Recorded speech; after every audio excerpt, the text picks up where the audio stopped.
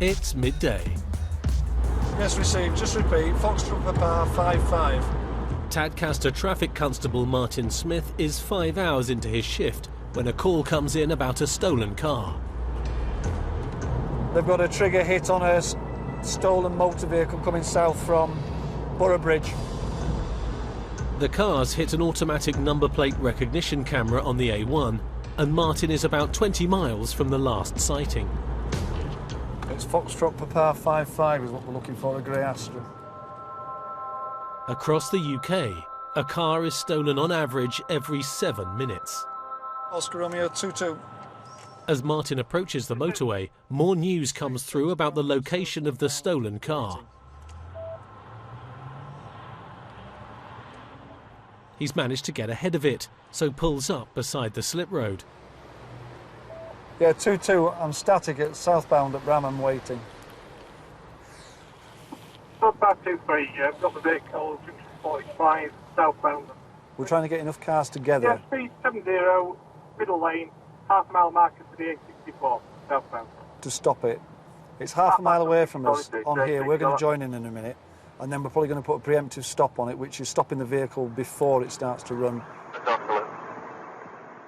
6 miles behind, James Duffy and Mick Roth of the North Yorkshire Road Crime Team are racing to join the hunt.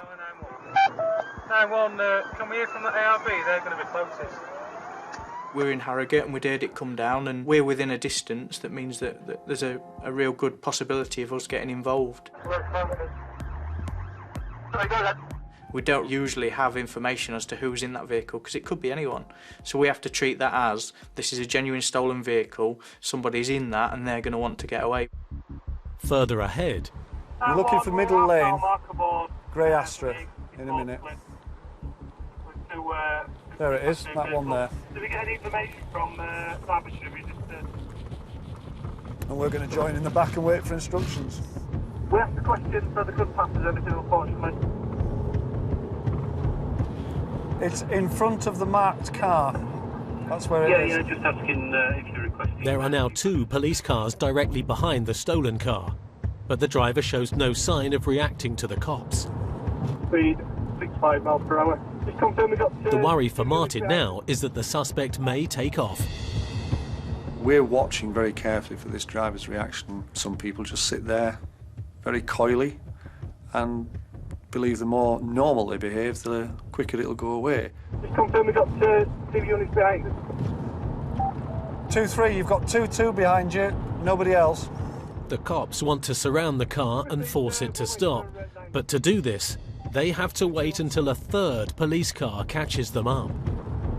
Received, we'll wait for 9-1. The idea at the moment is if we can get another patrol car in behind it, we'll go for what they call a preemptive stop, which is we will surround the vehicle and pull it in without giving the driver much time to react. If he does react, he's got 3 cars around him to hold him in, but we ideally need 3 cars. It might be at that very, very point when we do that, that the driver suddenly twigs, actually we do know he's there and it is him we want, and we have chaos. Finally, the 3rd cop car takes up its position in the chasing pack, but they still can't strike yet. We have a duty to detain and deal with the offender. We also have a duty to protect the public. James is now behind the chasers, keeping the traffic behind them out of harm's way. That gives us enough vehicles to box it in, as well as having a safety vehicle, which means that the motorists that are coming up on you at 70-80 mile an hour, we can give them warning to move over, and it gives us a bit of a safety barrier.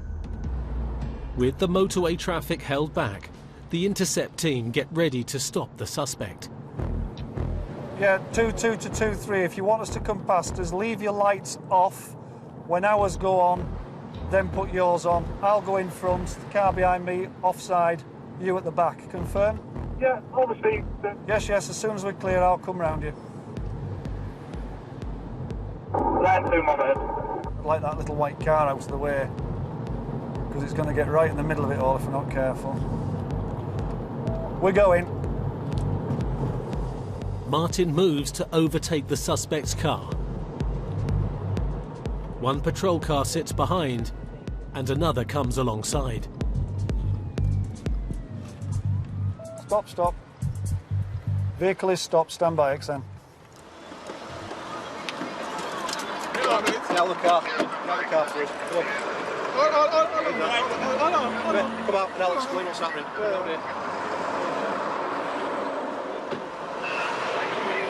Alright, clean face up. I'm the ready to start all done. Initially, he started saying, well, it isn't stolen because essentially it's his car. Maybe he thought it was all a big mistake. The front one's the only one we can get him into. One of these two. Different people have different reactions, and the reaction isn't quite right for a completely innocent person. He's a little bit too resigned to it. James is still holding traffic back, waiting for an all clear. Yeah, all cars are off the road, they're on the hard shoulder, you can let it run, and then just come down to us. As the roadblock's released and the motorway reopens, the suspect and his car are taken to York Police Station. James Duffy is checking in the driver of the car reported stolen. Stop without issues, somebody arrested on suspicion of theft about it. You got anything in your pockets at all? That's my wallet is in this one. Yeah. He was really cool, calm and collected. He's never been arrested before. We've got no record of him on our local system. I'm the register owner and keep up the car. The driver continues to dispute who owns the car. But as routine checks are carried out, a search of the man reveals something much more suspicious. It's cash. Now, we search all people when they come into custody, and it's a good job that we do. Probably about £4,000. It's cash. Is it? Yeah. One if I'm going to book you. Sorry? I won it on football 5 team. £4,000 is a lot of cash for a gambling win, and James suspects the money really comes from the proceeds of crime. £4,000. Such a large quantity of cash, I'm going to further arrest you on suspicion of money laundering. Really? Okay, yeah.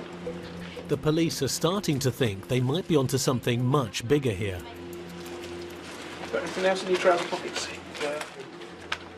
We're now leading somewhere else. We have a very, very basic domestic theft of a car.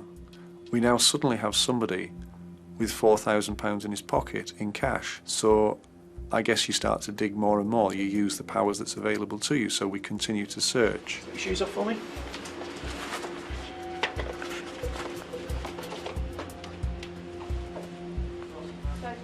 Start that again from the beginning. 078. The cops then make another discovery.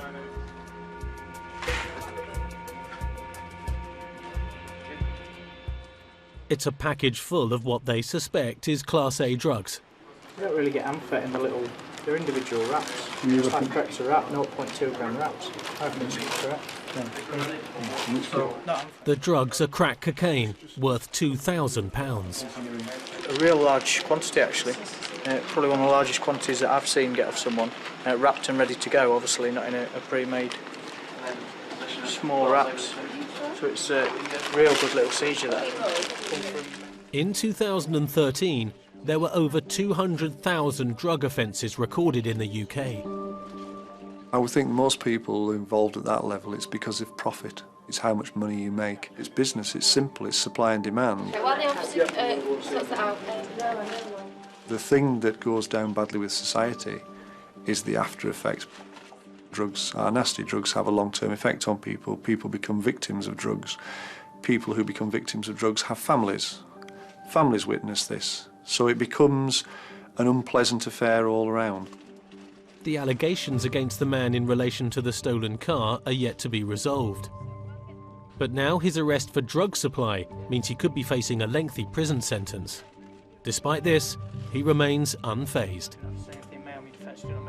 He's still real cool, calm and collected. There's no worry in his face. We get a range of reactions, but often very quiet, very solemn. You think they might have something on them. Very nervous, you can see their chest going in and out, real shallow, rapid breathing, because they've got adrenaline going around their body, but there was no indications with this chap that there was anything untoward.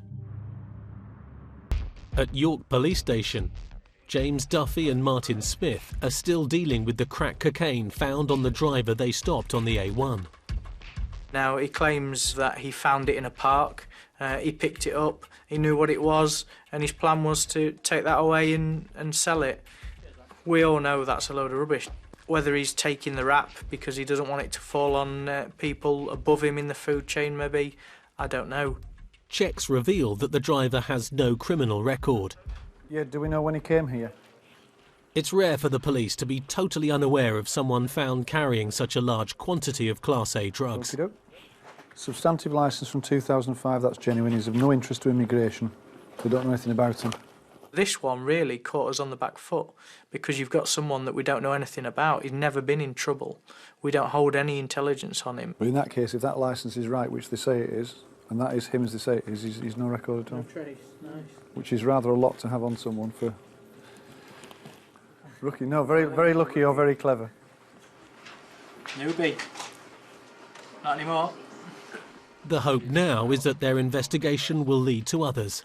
Because it's someone that's perhaps gone under the radar a bit. There's no attention been put into him, but he's obviously, due to the fact that he's not very well known, he's managing to move around large quantities of gear, large quantities of cash. West Yorkshire. With the man arrested, the cops can now search his home address. Our priority at the moment is going to be securing the house. There might be further drugs, further cash, further evidence relating to the offence. Basically, we can delay his right to have somebody informed if we believe there's going to be a loss of evidence. We can get some officers around there and do the search and hopefully secure some more gear, cash, evidence, whatever it may be. There will be a hierarchy. You'll have the person at the top that imports the gear. That will then get split up to lower dealers. Then there's a whole range of different levels before you get down to your street level dealing. What started as an unproven report of a stolen car has uncovered a much more serious offence. If found guilty of crack dealing on this scale, the suspect could be jailed for 4.5 years.